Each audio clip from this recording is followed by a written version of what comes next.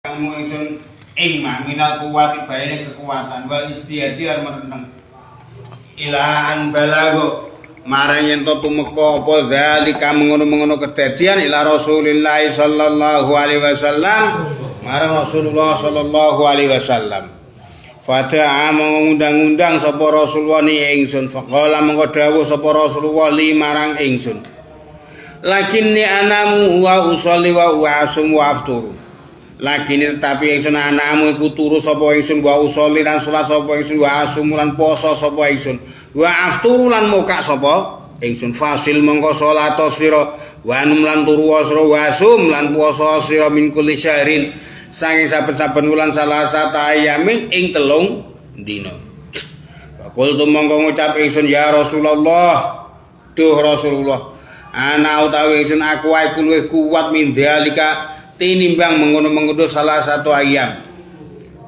Kala dawuh sapa Rasul, sum poso sira yauman ing dalem sedina waktu lan mukaos sira yauman ing dalem sedina. Waktu lan mukaos sira yauman ing dalem sedina. Wa utawi saumu yauman. Saumu niku saumu Dawud alaihi salam iku pasane Nabi Dawud alaihi salam. Wa qala dawuh sapa Rasulullah sallallahu alaihi wasallam di marang ingsun fikam ing dalem pira takra maca sira Al-Qur'an ing Qur'an kul tu ngucap ingsun fi yaumaini ing dalem rong dina walane rong bengi qala dawuh sapa Rasul iqra'ahu iqra maca sira ing Qur'an fi 15 ing dalem 15 yauman apane dinane qala dawuh sapa Abdullah kul tu ngucapin ya Rasulullah tu Rasulullah ana utawi ingsun aku wae luwih kuat min dalika tinimbang mengono-mengono khamsat tala asyar kala dawuh sapa jeng Nabi faqra mongko maca sira ing Quran fisab ing dalem 7 dina summa kala mongko nuli dawuh sapa Rasulullah innalikulli amrin sedune iku tetep duwe saben-saben wong ngamal syarratun utawi kendhu wali kulli syarratin lan iku tetep duwe saben gedhe fitratun utawi leren faman mongko utawi sapa wong kanat faman mongko utawi sapane sapa wong kanat iku ana apa fitratu ratu lerene man ila sunnati marang sunah ingsun faqadih tada mongko temen-temen pituduh sapa man wa man utawi sapa wae kanat iku ana apa fitratu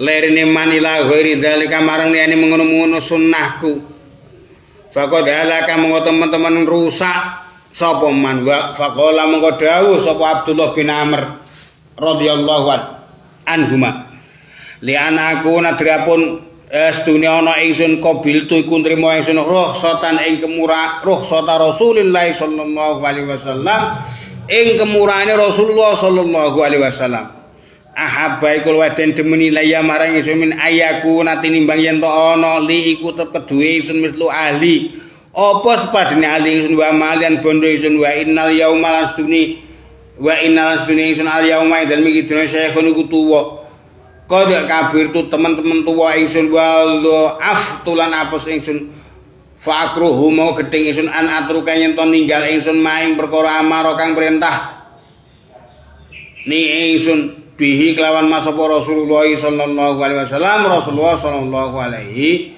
wasallam Abdullah bin Amr bin As dawuh aku iki wong lanang sing meteng ibadah nggih dadi Abdullah bin Amr iku golongane sahabat sing nalika ulih ngibadah niku getol nggih apa menanan nggih ngibadahe temenan nuli aku dinikahke dening bapakku karo siji wadon.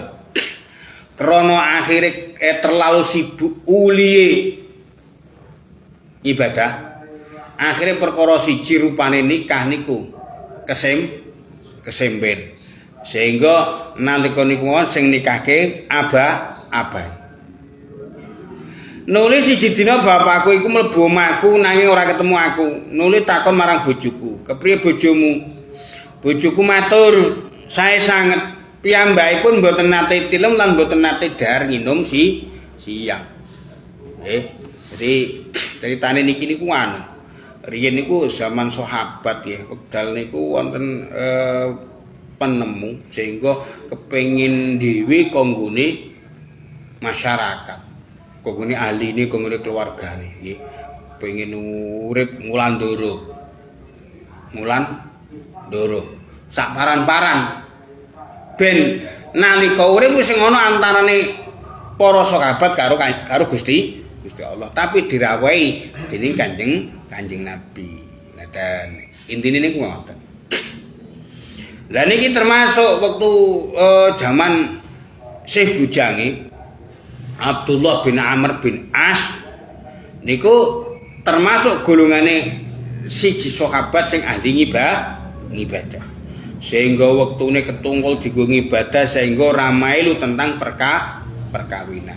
Sehingga nalika bar dikawinke Amr bin As, nggih, Sayyidina Amr bin As. Pas dolan ora ketemu karo Amr bin As. Ditakokke karo mantune, karo bojone Abdullah bin Amr. Bojomu nek endi? Nggih. Kepriye bojomu? Sae sanget bojo kula piyambakipun mboten nate tilem lan mboten nate dahar nginum siang. Nuli bapak susah, nuli dawuh, sira iku tak nikahake kok nuli sira kosongake aku ora ngupeni dawuh bapakku. Nggih. Krana aku rumangsa kuat lan bisa meten. Padahal artine napa? Lah wong duwe bojo kok dinggurno. Nggih, di bojo kok dinggur. Piye tak kawinno iku ben beranak pinak kok malah di bojo dinggurno. Nggih. Krana rumangsa kuat, nggih rumangsa kuat dengan segala kemampuane. Nggih. Lho ngoten wae perang nggih perang. Nggih poso. Nggih. Nggih. Engko kedadian iki dirungu dening Rasulullah sallallahu alaihi wasallam. Nggih. Rumangsa peh kuat, wayahe napa nggih? Kerja si Irina ya nganggo poso padahal ya ora musim poso. Nuli Rasulullah nimbali aku dawuh marang aku. Yen aku nggih, Kanjeng Nabi maksudnya, Kanjeng Nabi ku ya turu, ya salat, ya poso, ya buka. Dadi sira supaya turu lan poso saben sawulan telung dina wae. Nggih, niku dawuhe Kanjeng Nabi. Wong mulya-mulyane wong niku Kanjeng Nabi, mulya-mulyane makhluk Kanjeng Nabi. Kenyataane Kanjeng Nabi nalika ngibadah, nggih, wae turu ya turu. Wae poso ya poso, wae buka ya buka, ora kok terus laur-lauran. Mboten. Dadi bentuk ibadah niku gak ana sistem laur-lauran niku gak ana. Nggih. Tapi awak dhewe kudu nggih, kudu mujadah nang ngene sing bab kuwi sehingga nalika akhire kanggo golek tambahi ngamal bagusi ngamal awak dhewe ambil porsi nggih sing kudune nyatane awak dhewe ora nanggung kemelaratan kok gone prilakune awak dhewe akhire bareng ketruduk karo Kanjeng Nabi dirawai ya wis wae poso ya poso nek kowe seneng poso ya poso nek wae salat ya salat ning apike sesasi nggih sesasi niku poso 3 dina wae jawabe wajib semangat nggih semangat ibadah para sahabat niku kula langkung kiyat katimbang ingkang mekaten punika Kanjeng Nabi akhir Rasulullah dawuh poso sedina nuli buka sedina artine napa sedina poso pamane iki poso sesuk ora nggih sesuke nek poso meneh terus ora neh poso begang sedina poso sedina nuli buka sedina yaiku pasane Nabi Daud mulane nek poso sedina poso ora iku diarani poso Daud napa niku amalia ingkang diperlampahi dening Nabi Daud. Rasulullah sallallahu alaihi wasallam dawuh Sira maca Quran khatam pirang dina sepisan? Pirang dina sepisan. Aku matur kalih dinten kalih dalu. Jeng Nabi rong dina rong bengi sampean pira? Sasi wis katamu iki. Ya alhamdulillah nggih. Jadi rong dina rong bengi niku khatam. Jawabane Abdullah bin Amr. Rasulullah dawuh, ojo lan khatamake 5 dina sepisan. Kadose niku 15 dina nggih. 15 dina sepisan. Nggih. Jadi nalika ngatamno Quran rong dina rong bengi dikon ngatamno 15 dina sepisan. Abdullah bin Amr jawab dawuh, aku matur, kula langkung kiyat Gus jeng Nabi, kula kiyat kok jeng Nabi. Nggih. Rasulullah dawuh, kula langkung kiyat timbang punika niku jawabe Abdullah bin Amr. Rasulullah dawuh, waca lan khatamake seminggu sepisan ya wis seminggu sepisan. Nggih. Nuli dawuh saben wong kang ngamal iku ana kendune. Nggih. Angger wong ngamal saleh iku tetep ana kendune. Dadi sasi iki semangat, sesuk pas bodho ya iso ora semangat. Kan ngoten. Nggih. Karena kok konsistensi seseorang itu mesti tidak bisa dipertahan. Ana kendune. Lah saben kendho iku ana lerene utawa kosong. Sapa wong kang leren pindah ana ing sunah ingsun. Terang oleh pituduh. Jadi nglereni awak nalika ngibadah. Tapi nglereni niku berdasarkan lho nggih, berdasarkan sampean nalika nekani ibadah niku mujahadah temenan. Nek sampean nek tekane ngaji dangtengna ya aja muni nglereni. Ya niku wateke sampean. Nggih, perkara sing dadi kebiasaane sampean. Ngeten. Jadi rutin betul sehingga konsisten. Sehingga nalika akhire gawe sampe segini leren lan nek lerene ngoten niku berarti netepi sunah Kanjeng Nabi. Sapa wong kang leren marang liyane sunah ingsun cilaka. Wong kok ora gelem leren nalika ngibadah iku malah cilaka. Krana napa Kanjeng Nabi ndhawuhken leren. Abdullah bin Amr dawuh, demi Allah, umpamane aku nrimo kemurahane Rasulullah, aku luwih demen katimbang saking yen aku duweni apa kang dadi sepadane ahliku lan hartaku. Nggih. Jadi tentang harta benda, bojo, anak bojo. Niku je seneng. Nggih. Tumrape Abdullah bin Amr je luwih seneng nalika wayahe esuk sahur, sore buka. Ngoten nggih, terus wayahe salat ya salat. Nggih senenge wektune niku dienggo ibadah. Mulane bentuk ibadah sing nuruti nafsu sing paling oleh kanggo nuruti nafsu niku ora ana liya kejaba kelon. Iki dina aku wis dadi tuwa, wis akeh umurku lan aku apes. Lan aku sengit yen aku ninggalake apa kang diperintahake marang aku dening Rasulullah sallallahu alaihi wasallam. Kenyataane nek wis tuwa, nalika ngatamna Quran dikon rong dina dinyang. Dikon 15 dina dinyang. Nggih, kula kuat kok Kanjeng Nabi. Akhire didhawuhi Kanjeng Nabi seminggu sepisan. Ngono iku akhire bareng wis tuwa, nggih, kenyataane ya ora kuat. Mulane aku sengit yen aku ninggalake apa kang diperintahake marang aku dening Rasulullah. Nggih. Karena diperintahke Kanjeng Nabi kan seminggu sepisan nonton Quran khatam. Ning kenyataane aku wis tuwa kok gak kuat, aku geting nalika aku gak kuat nindakake napa ingkang dipun dawuhke Kanjeng Rasul. Niku ngendikane Abdullah bin Amr. Wa rawalan nyritake sapa Ibnu Abbas sahabat Ibnu Abbas radhiyallahu anhuma. Inna rajulan sedang lanang jaha iku teka sapa rajul ilaihi marang Ibnu Abbas fasala mengko takon sapa rajul ing Ibnu Abbas anisyami saking permasalahane poso.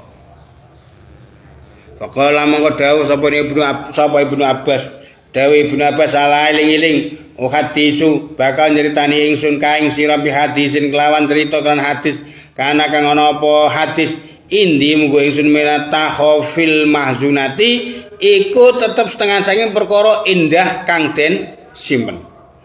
Ing kuntalam nasa turu iku ngarepake sira sauma Daud alaihi salam ing pasane Nabi Daud alaihi salam. Fa inna monggo stene Nabi Daud kana iku ana sapa Nabi Daud. Ya sumu iku poso sapa Nabi Daud yauman ing dalem sedina waktu lan muka sapa Nabi Daud yauman ing dalem sedina. Wa ing kuntalam ana sira wa ing kuntalam ana sapa sira turu iku ngarepake sira sauma ibnihi ing kuasane anake Daud Sulaiman ya Sulaiman alaihi salam. Kan ngerti nih? Ada TV ya. Jadi ini ram kelantor.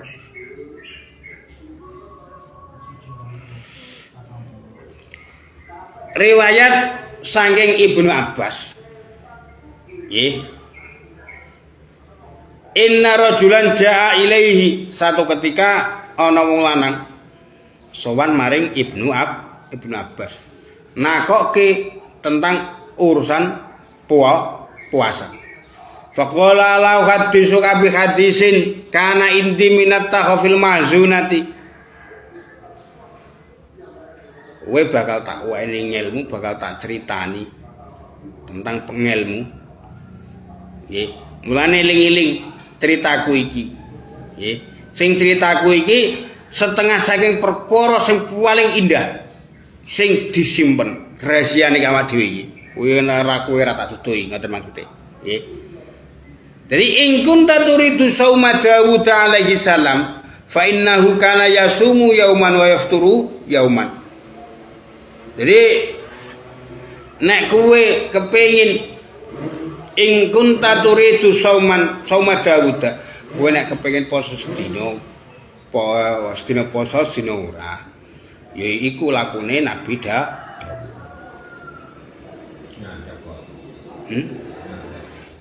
Nomor piro? 108.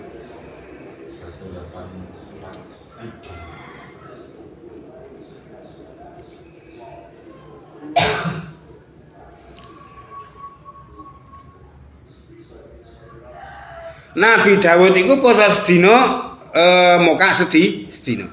Lah yen sira ngarepake pasane anake Daud yaiku Nabi Sulaiman iku poso 3 dina ana ing kawitane bulan 3 dina ana ing tengahé wulan lan 3 dina ana ing akhire wulan. Lah yen sira ngarepake pasane Nabi Isa, lho.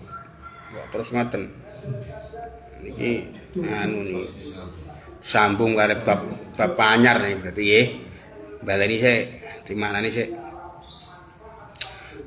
Babun nafaqati alal iyali. Babun nafaqati ta iku bab nerangke nafaqah alal iyali ngatasi keluarga. Niki bab nerangake nafaqah tumrape keluarga.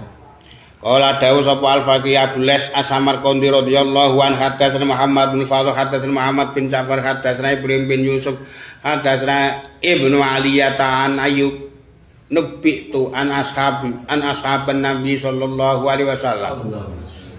Kanu wadah sapa ashab fi manzilin ing dalem panggonan. Lahum kang ikut tetep kedue ashab lahum kang tetep kedue ashab fa asrafa. Monggo muncul alaihi mengate ashab sapa rajulun wong lanang. Fa jaba monggo gawe nggawaake sapa monggo gawake umi ashab sapa apa sababun nome rajul wa kuwatulan kuwate rajul faqalu mongko padha ngucap sapa ashab lau anna hada ja'ala sababu wa kuwatu fisabilillah ta'ala fa sami adzalikan nabiy sallallahu alaihi wasallam lau anna hada lamun tetep apa sedune iki rajul ja'ala iku ndadekake apa sabab ja'ala iku ndadekake sabab bau ing mangsa nome rajul wa kuwatulan kekuatane rajul fisabilillah ing dalem sabilillah. Fasami amko midang bidzalika kalam ngono-ngono qaulihim sapa nabi sallallahu alaihi wasallam kanjeng Muhammad sallallahu alaihi wasallam. Fa innahu mungko Sulaiman ya sumu iku poso. Iki janggal nih. Kleru nih, nomornya kleru atus sih. Monah diwaca mau nggih, padha-padha gak ngerti. Fa innahu mongko sedune Sulaiman kana iku ana sapa Sulaiman yasumu iku poso sapa Sulaiman. Salah sata ayamin ing dalem 3 dina, 3 grop dina. Min awali kuli sarin saking kawitane saben-saben sasi. Wa salah satan lan 3 dina min ausatihi kang tetep saking tengahe wulan wa salah satan lan ing 3 dina min akhire saking akhire wulan wa ing kuntal menawa sira turidu ngarepake sira sau mabnil azra'i ing pasane Ibnul Azra Al-Badul yakni ngarepake ingsun Isa ing Nabi Isa bin Maryam alaihi wassalam fa innahu mongko sedune Isa kana iku ana sapa Isa yasumu iku poso sapa Isa adara ing mangsa kulahu ya sekabehane dahar waya kululan mangan sapa Isa as-saira ing sair wayal bisulan menganggo sapa Nabi Isa syara ing klambi wulu al khosana kang kasar wa kana lan sapa Nabi Isa haitsuma adraka wa kana lan sapa Nabi Isa haitsuma adraka iku tetep ing dalem nggon tinemu hu ing Nabi sapa alailu bengi Sofa jejer sapa Nabi Isa kodamai ing dlamaan lurne Isa yusolli hale salat sapa Nabi Isa hatta yara hingga weruh sapa Nabi Isa alamatal fajri ing tandane fajar kot tolaat kang temen-temen meletek teman-teman tukul apa alamatul fajr wa kana lan sapa Nabi Isa layakumu iku ora jumeneng sapa Nabi Isa makoman ing panggonan illa sholat rakaat ini kejaba salat illa sholat kejaba salat sapa Nabi Isa rakaat ini ing 2 rakaat ing dalem makom wa ing kuntalan lamun ana sira turidu ngarepake sasa mau mihing pasane ibune Nabi Isa berarti Sayyidah Maryam fa inna monggo sedune sauma ummi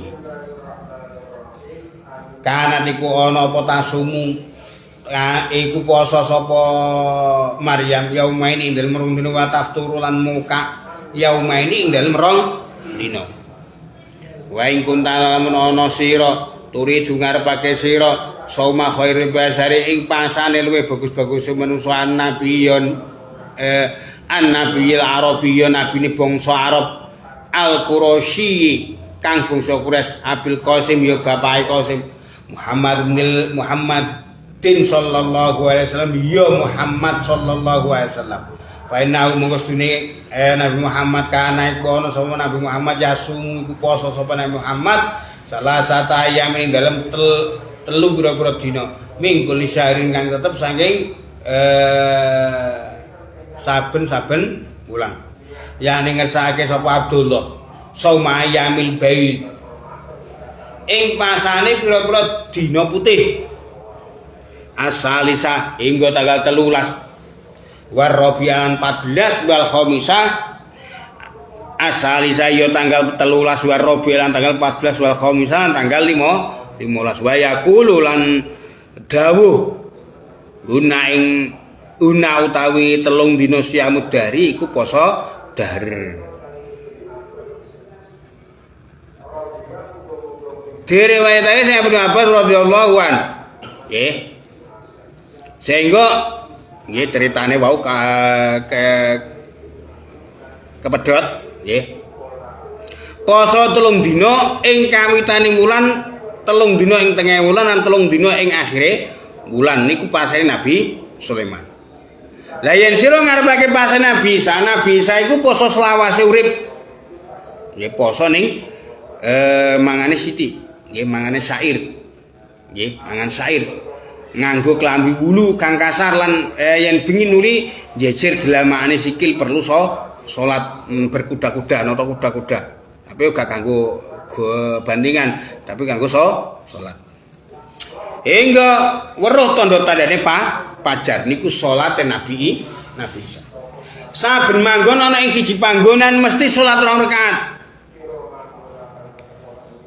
Yen sira ngarepake pasane ibune Nabi Isa maksude iku poso 2 dina muka 2 dina. Dadi meh padha karo Nabi Dawud. Nabi Dawud sedina poso sedina ora ning nek Sayyidah Maryam 2 dina poso 2 dina ora. Jadi yen sira ngarepake pasane luwih bagus-baguse makhluk bangsa Quraisy yaiku Ibnul Qasim Muhammad sallallahu alaihi wasallam Abul Qasim Muhammad iki poso 3 dina saben wulan. Yen poso dina putih tanggal 13, 14 lan 15. Lan dawuh poso 3 dina iki poso dahar maksudnya ngeten. Jadi nek poso nek nggone awal bulan nggih berarti nek nglakoni tanggal 1, tanggal 15, tanggal 30 cara gampangane ngoten. Nggih. Tapi nek dipasani nang gone Ayyamul Bid, dina sing putih, dina padang, dilakoni nek 13, 14, 15. Ngoten. Nggih. Niku ingkang dipun tindaki Kanjeng Nabi sampean milih sing ndi. Nggih. Ana milih ngoten niku. Nggih.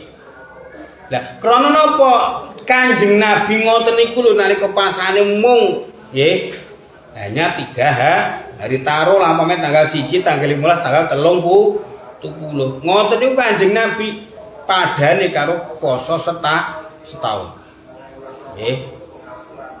Kanjeng Nabi padha karo poso setahun. Mulane jenengan milih poso setahun sampean poso awal bulan, poso tengah wulan, poso akhir bulan. Utawa nek sampean barengke 13, 14, 15 kira-kira enak ndi? Kira-kira kok enak ora poso to. Nggih.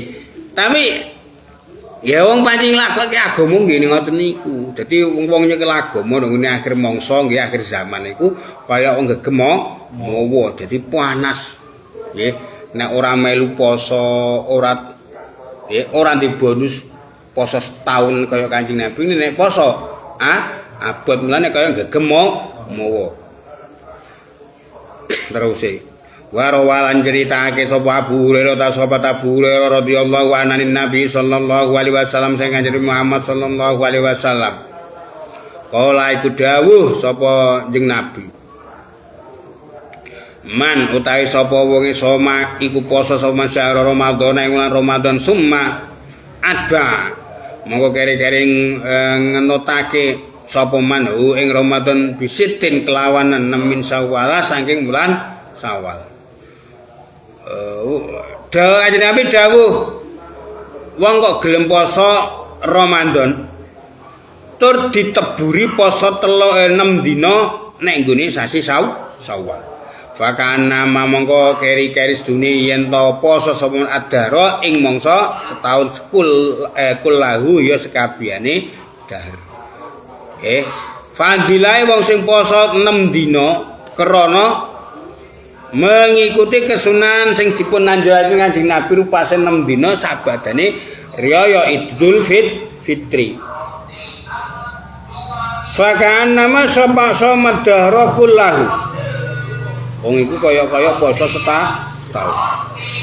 Kala dawuh sapa Abu Hurairah sapa Abu Hurairah radhiyallahu an hatta asaba enggo ngitung ingsun laku marang sira kabeh.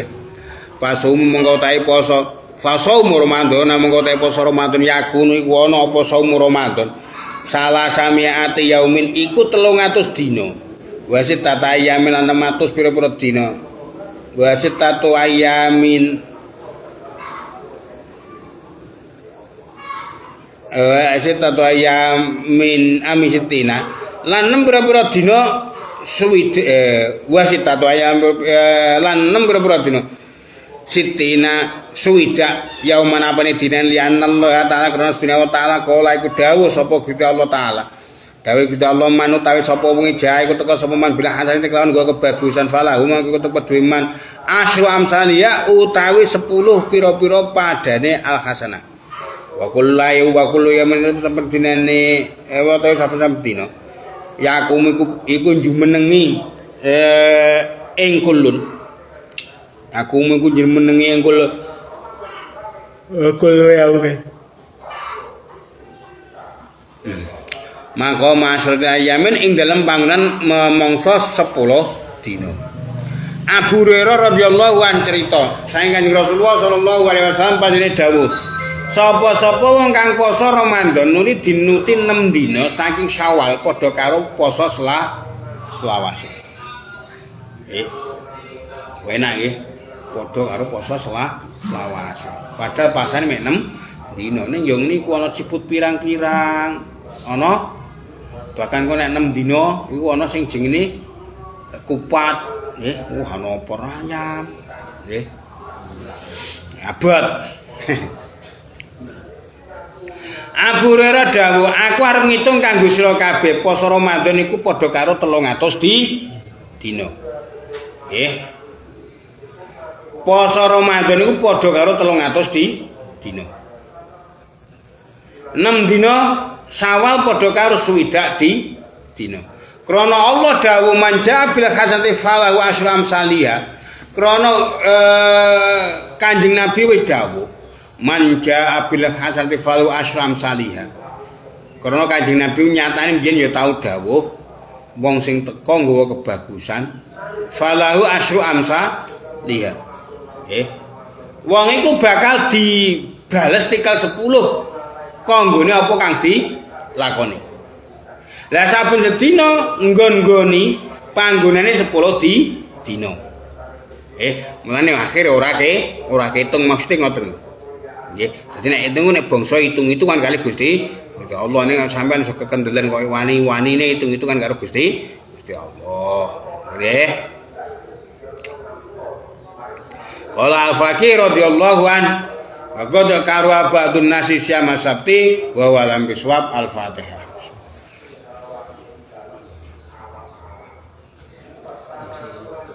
Assalamualaikum warahmatullahi wabarakatuh. Nggih. Waalaikumsalam. Dan sing nafkah keluarga lho. Di sore lagi di sore ini kan kesempatan salembar. Iya, mane minggu-minggu.